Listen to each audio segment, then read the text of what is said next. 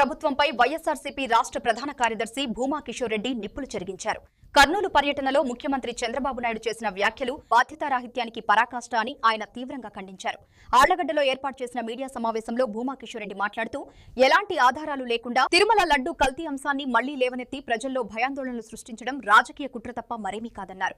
తిరుమల పవిత్రతపై గతంలో చేసిన ఆరోపణలను సుప్రీంకోర్టు స్పష్టంగా ఖండించిందని, ఎటువంటి కల్తీ జరగలేదని తేలినప్పటికీ సిట్ రద్దు అయిన తర్వాత కూడా ఈ అంశాన్ని మళ్లీ తెరపైకి తేవడం పూర్తిగా రాజకీయ నాటకమన్నారు. హెరిటేజ్ ఫుడ్స్ అంశంలో ఈ రోజు పత్రికల్లో వచ్చిన వార్తలే ప్రజలను ఎలా మోసం చేస్తున్నారో స్పష్టంగా చూపుతున్నాయని, ఇలాంటి పరిస్థితుల్లో కూడా ముఖ్యమంత్రి మాట్లాడే తీరు ప్రజల మేధస్సును అవమానించడమేనని విమర్శించారు. రాజకీయ ప్రత్యర్థులను రాజకీయంగా ఎదుర్కోవాలి గాని కోట్లాది హిందువుల మనోభావాలను దెబ్బతీయడం, దేవాలయాల పవిత్రతను అపహాస్యం చేయడం అంగీకారయోగ్యం కాదన్నారు.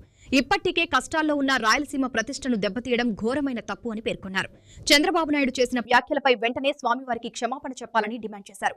లేదంటే రాబోయే ఎన్నికల్లో ప్రజలే కాదు ఆ భగవంతుడు కూడా తగిన తీర్పిస్తాడని భూమా కిషోర్ రెడ్డి హెచ్చరించారు. మన రాష్ట్ర ముఖ్యమంత్రి చంద్రబాబు నాయుడు గారు కర్నూలు జిల్లా పర్యటనలో మళ్ళీ కల్తీ గురించి మొదలుపెట్టారు. కల్తీ నెయ్యి అని, కల్తీ లడ్డు అని.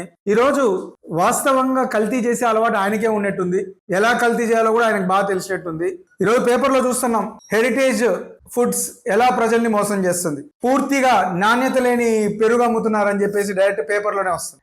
ఎలా నాణ్యత లేకుండా ప్రజల్ని మోసం చేయడంలో ఆయన ఎంత చిత్తశుద్ధో ఆయనకే తెలుస్తుంది. ఈరోజు ఎలా మాట్లాడుతున్నాడో మాకు అర్థం కావట్లేదు. ఆయన నిన్నటి దాకేమో తిరుమలలో పంది కొవ్వు కలిసిందని, ఆవు కొవ్వు కలిసినాయని, బీఫ్ ఫ్యాట్ అని, అదని ఇదని మాట్లాడినాడు. మళ్ళీ నిన్నగాక మన కర్నూలుకి వచ్చి ఎంత దారుణంగా మళ్ళీ నిందలేస్తున్నారు. ఒక పక్క సుప్రీంకోర్టు మొట్టికాయలు వేసింది, ఎటువంటిది కలవలేదు, ఈ సిట్ని రద్దు చేస్తున్నామని చెప్పేసి సుప్రీంకోర్టు చెప్పిన తర్వాత మళ్ళీ ఈరోజు కొత్త డ్రామా మొదలు పెట్టారు.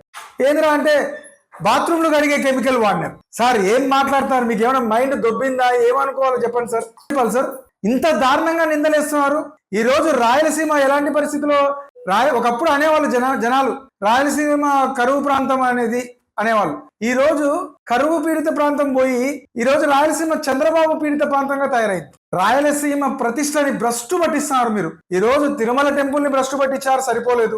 మళ్ళీ వెంటనే ప్లేట్ తిప్పి శ్రీశైలం గుడి దగ్గరికి వచ్చారు. హిందువుల మనోభావాలు దెబ్బతీయాలి, ఎలా దెబ్బతీయాలని ప్లాన్ చేస్తారో మాకు అర్థం కావట్లేదు. జగన్మోహన్ రెడ్డి గారిని ఎదుర్కోవాలంటే రాజకీయంగా ఎదుర్కోండి, అంతే తప్ప కోట్ల హిందువుల మనోభావాలు దెబ్బతీయాల్సిన అవసరం ఏంటి? మీకు దమ్ముంటే జగన్మోహన్ రెడ్డి గారిని రాజకీయంగా ఎదుర్కోండి. ఇలాంటి అసత్య ఆరోపణలు ఎక్కడ చూసినా మీరు చేసే పనులేంటి, మీరు మాట్లాడేది ఎన్నిసార్లు అనేస్తారు? ప్రజలకు తెలిసిపోయింది.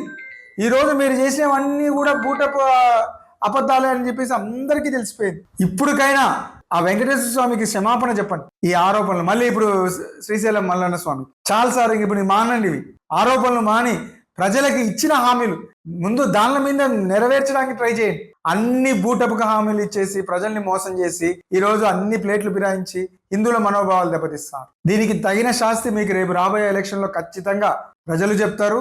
ఆ భగవంతుడు కూడా మీకు తగిన శాస్తి కలిగిస్తారు.